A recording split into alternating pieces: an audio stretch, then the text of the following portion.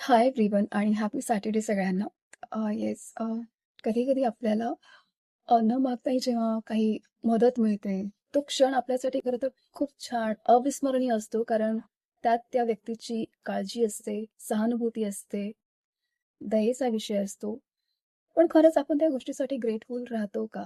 Yes, मी आहे त्या गोष्टीसाठी ग्रेटफुल. कारण माझ्या हाताला जेव्हा प्लास्टर लागलं होतं, कारण